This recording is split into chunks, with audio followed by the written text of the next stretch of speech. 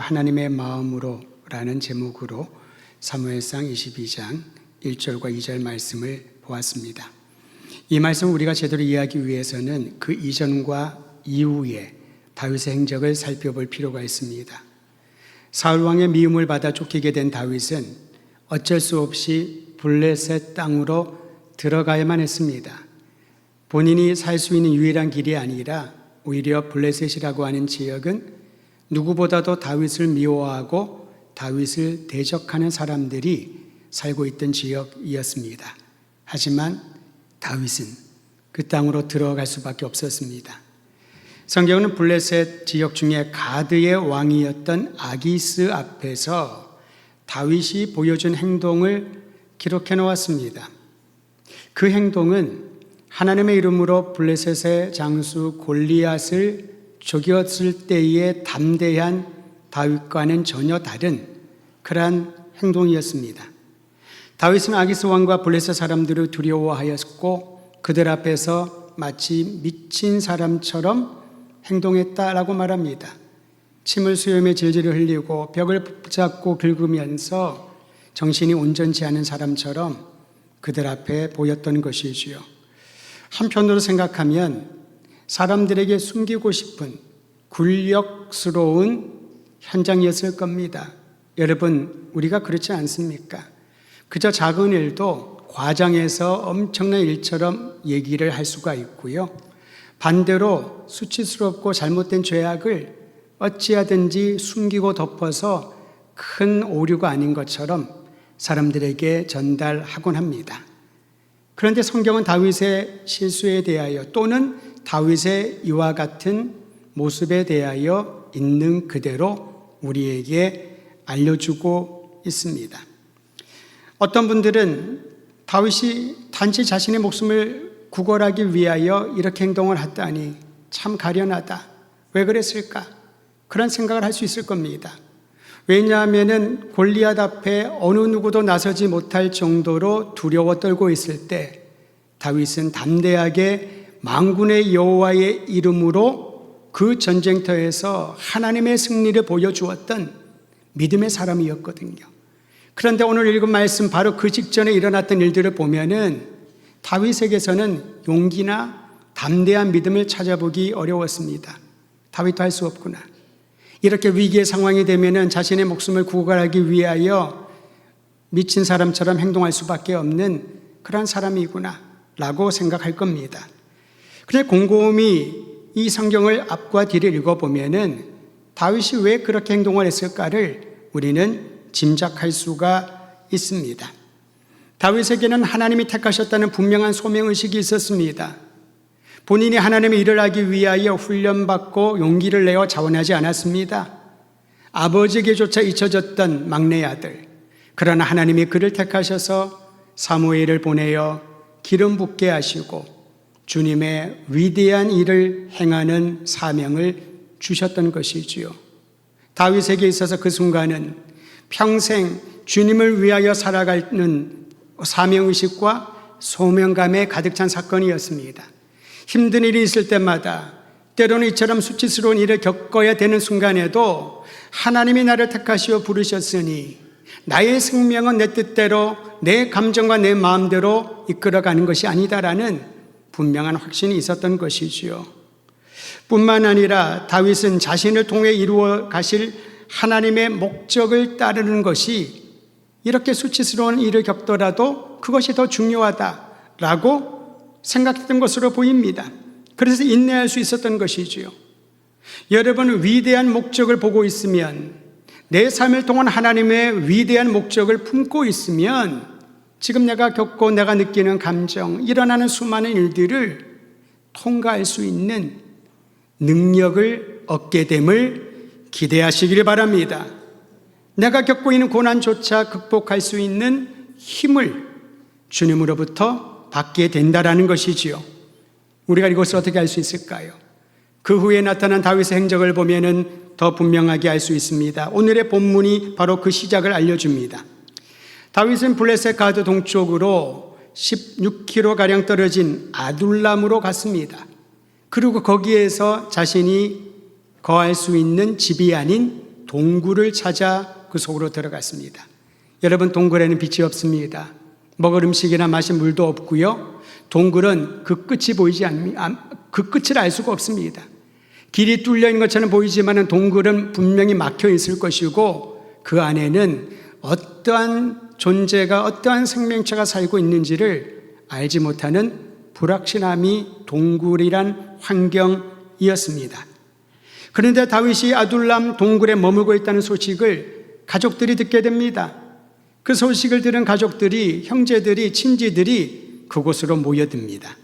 뿐만 아니라 각지에서 다양한 사람들이 모여드는데 그들이 모여들어서 다윗을 위로했을까요? 다윗에게 용기를 주면서 우리가 있으니 힘을 내세요 그랬을까요? 요즘은 잘 안 부릅니다만 예전에 아빠 응원가가 있습니다. 아빠 힘내세요. 우리가 있잖아요. 그 노래를 들으면 괜히 힘이 나고 가족이 참 중요하구나. 누군가의 위로 한마디가 나에게는 용기를 주는구나. 그런 생각이 들 겁니다. 그런데 다윗에게 몰려든 사람들은 전혀 그와는 딴판이었습니다. 우리 함께 22장 2절 말씀 한 번 더 읽도록 하죠. 아둘람 동굴로 다윗을 찾아온 사람들의 누구인지를 이렇게 가르쳐주고 있습니다. 2절 같이 읽습니다. 시작.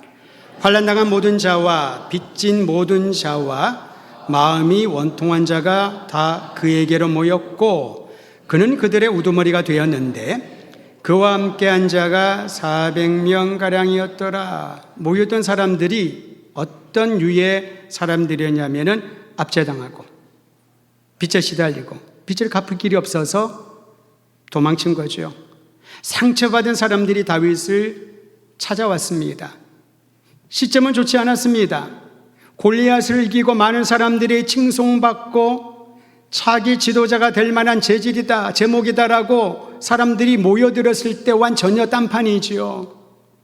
아기스 앞에서, 블레셋 사람들 앞에서 미친 사람처럼 행동하며 아둘람 동굴로 어떤 면에서는 은신처를 찾아 숨어드는 것처럼 보이는 다윗에게 빚진 자들이, 압제당하는 자들이, 상처받은 자들이 모여들었습니다.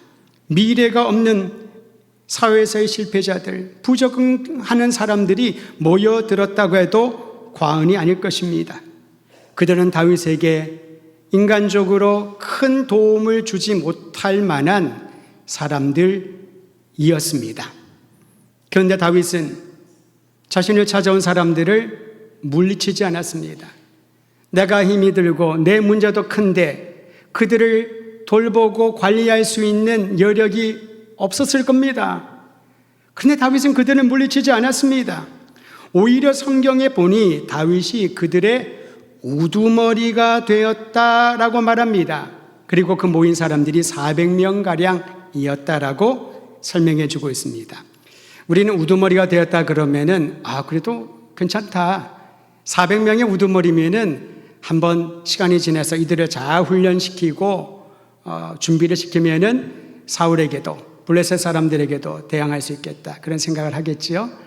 근데 성경에서 이렇게 번역한 우두머리란 단어는 우리가 생각하는 것처럼 가장 권력이 있고 으뜸이고 엄지자리에 있는 그러한 의미가 아닙니다. 우두머리로 번역된 이 단어는 원어가 사르라고 하는데요. 이 사르란 단어는 왕의 신하나 대리인을 뜻합니다. 성경 여러 구절에도 이 단어가 사용되었습니다만은 어떠한 통치 업무를 하긴 하는데 본인이 통치자, 즉 왕의 권한을 가진 사람과는 차이가 있다는 거죠. 왕으로부터 책임을 감당하라고 임무를 부여받은 사람입니다. 그가 하는 것은 관리입니다. 사람들을 관리하고 사람들을 이렇게 조절할 수 있는 역할을 하는 이가 책임 있는 그러한 사람이 바로 사르인데 우리의 성경에는 우두머리라고 하니까 작은 기대감을 갖게 하는 것처럼 보입니다. 하지만 여러분 400명 나름이지요. 400명이 어떤 사람인지에 따라서 그들을 관리하든 그들을 이끄든 지도자의 자리에 있는 사람은 결과를 다르게 기대할 것입니다. 아브라함이 조카를 구원하기 위해서 데리고 간 훈련시킨 사람들이 있었습니다. 318명이었죠. 미디안 10만 대군과 싸우기 위해서 하나님이 선별한 기드온의 용사들은 300명이었습니다. 바알과 아세라 선지자 850명과 대적했던 하나님의 사람은 엘리야 하나였습니다. 숫자는 중요하지 않습니다. 근데 그들의 마음가짐이 중요하지요. 400여 명의 다윗을 우두머리로 삼고 그의 책임하에 있기를 원하는 이들은 어떤 면에서 전혀 준비가 되지 않은 사람이었습니다. 그런데 여기서 중요한 것은 다윗은 그들을 모아서 또 다른 힘을 가진 세력으로 만들려고 계획하지 않았다는 겁니다. 오히려 아무것도 할 수 없는 무기력해 보이는 자신을 찾아온 원통하는 마음을 가진 사람들, 빚진 자들, 고통당하는 자들, 사회적으로 가장 낮은 신분에 처한 그들을 맞이하면서 품어주고 돌봐주기 시작을 합니다. 어쩌면 이 과정 가운데 다윗은 또다시 신앙의 도약을 맛보게 된지 모르겠습니다. 바로 하나님의 마음을 느끼기 시작한 것이지요. 하나님께서는 준비되고 괜찮고 소위 사회에서 잘 나가는 번영한 상태에 있는 사람들을 뽑아서 주님의 일에 맡기지 않는다는 겁니다. 아무것도 할 수가 없고 무력하고 재능도 없고 사람들 앞에 내세울 것 하나 없는 그런 미약한 이들을 주님께서 택하시면, 주님께서 함께 하시면 주님이 그들을 통하여 주의 역사를 이루어 가신다는 거지요. 그 시대에 필요한 것은 원통하고 압제당하고 고통스러운 모든 사람들의 마음을 어루만져주는 참된 목자이신 주님의 마음을 품은 사람이었습니다. 다윗은 그들을 보면서 그들과 10여 년의 시간을 보내면서 하나님의 마음, 목자의 마음을 배우기 시작했던 것이지요.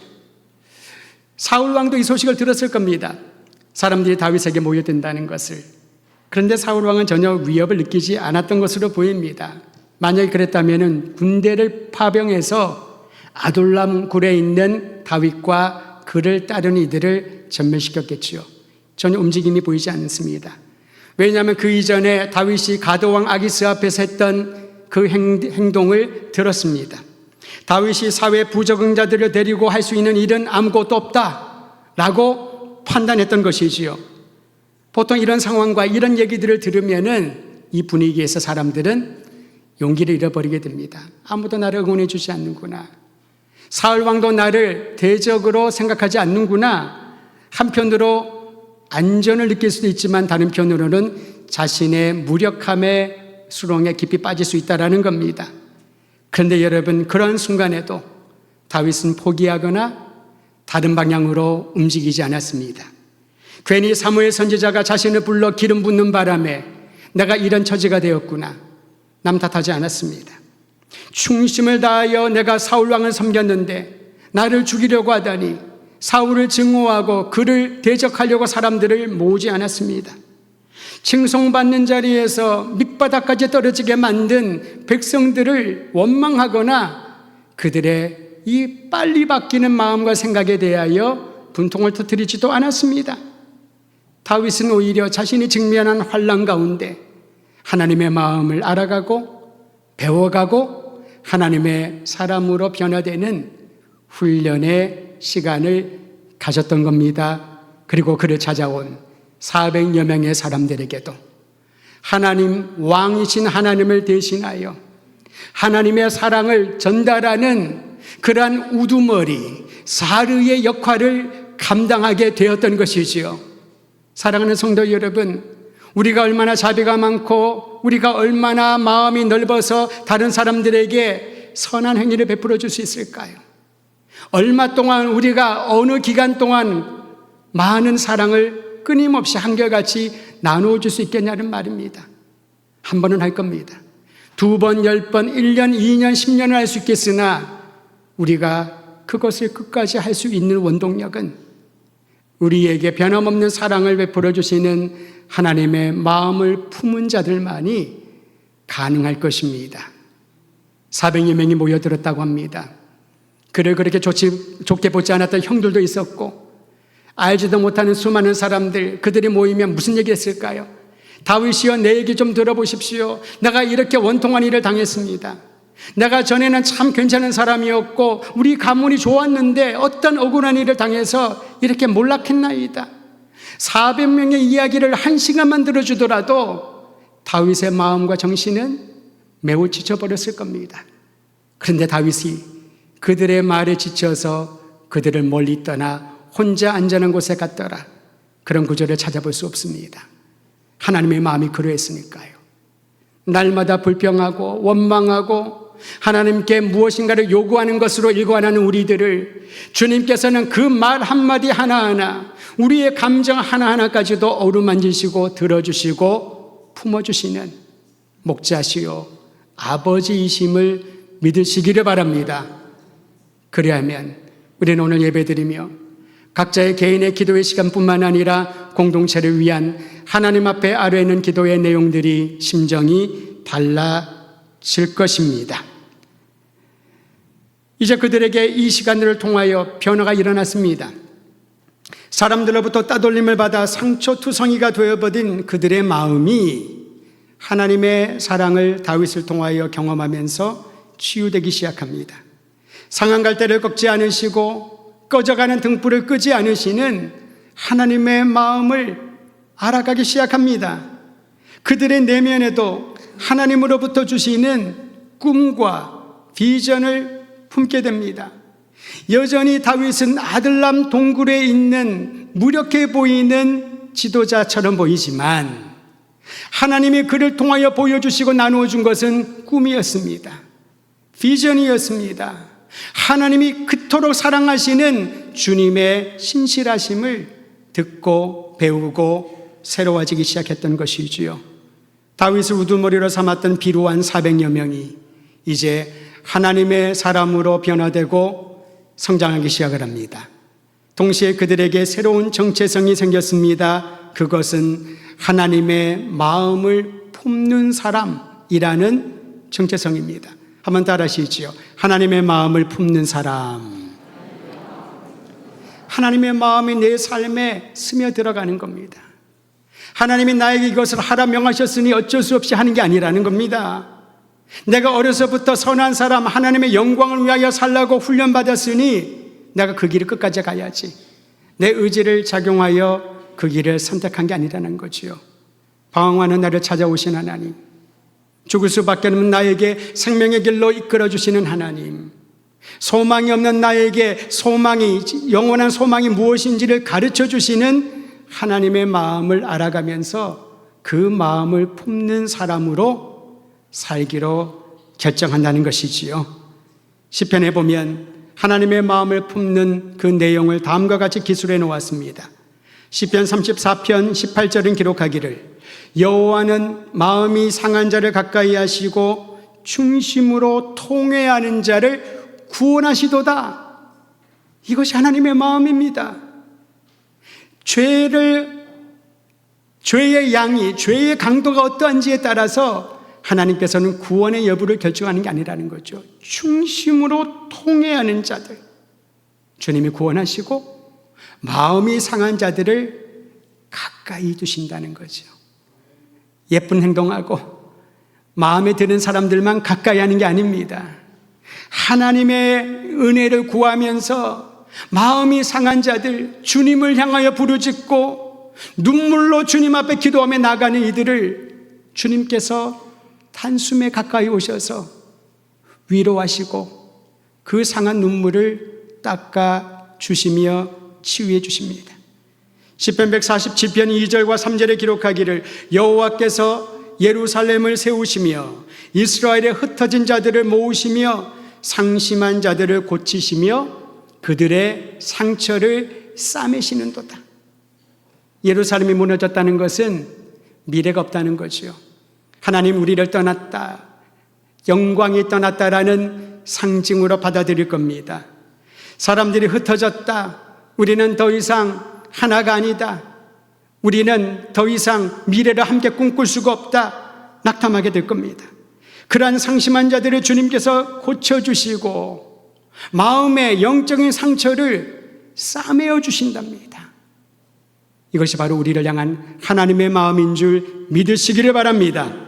이사야 선지자도 하나님이 보내실 메시아의 사역을 이렇게 설명합니다. 하나님의 마음을 계시해 주신다고. 이사야 61장 1절, 주 여호와의 영이 내게 내리셨으니 이는 여호와께서 내게 기름을 부으사 가난한 자에게 아름다운 소식을 전하게 하려 하심이라. 나를 보내사 마음이 상한 자를 고치며 포로된 자에게 자유를, 갇힌 자에게 노임을 선포하게 하리라. 이사야 선지자가 오실 메시아의 사역을 하나님의 마음, 갇힌 자를 자유케 하고 포로된 자를 자유를 주시고 상한 자를 고쳐주시고 하나님의 자녀, 구원의 은총을 입은 주님의 백성이란 사실을 알게 함이라. 우리를 위하여 이 땅에 오신 그리스도께서 종교 지도자들과 주변 사람들의 비난과 공격을 당하면서도 주님이 찾으셨던 사람이 있습니다. 소위 말하는 죄인들, 세리들, 창기들이라고 일컬어지고 사람들로부터 거리를 두었던 한생병자를 비롯하여 모든 가난하고 연약한 이들, 주님께서는 주님을 찾는 자들을 물리치지 아니하시고 오히려 그들의 삶의 현장으로 들어가셔서 함께 울고 함께 기뻐하고 그들의 상함과 고통을 싸매어 주셨습니다. 주님을 만난 이들은 하나님의 마음을 알아가게 됩니다. 하나님은 우리에게 재앙을 주고 벌을 주고 우리에게 두려움을 주어서 어쩔 수 없이 믿음을 갖게 하는 분이 아니라 하나님은 자비로우셔서 끝까지 기다리시며 우리의 상처를 싸매시고 우리의 고통을 풀어주시며 진정한 구원을 주시고자 하는 아버지이시구나 라는 사실을 알려주셨던 거지요. 오늘 하나님을 우리의 아버지, 우리의 목자, 우리의 주님으로 믿고 예배드리는 성도 여러분, 무슨 일을 만나든지 어떤 상황 가운데 처하든지 사람으로 받은 상처든 사회생활하며 일을 하면서 여러 가지 겪었던 모든 고통과 환난의 순간과 기억들까지도 하나님의 마음은 우리를 고치시고 싸매어 주시고 회복시켜 주심을 믿고 이 아침에 주님께 더 가까이 하나님의 마음을 품고 그 사랑을 전달하는 거룩한 통로로 쓰임받게 되기를 우리 주의 이름으로 축원드립니다.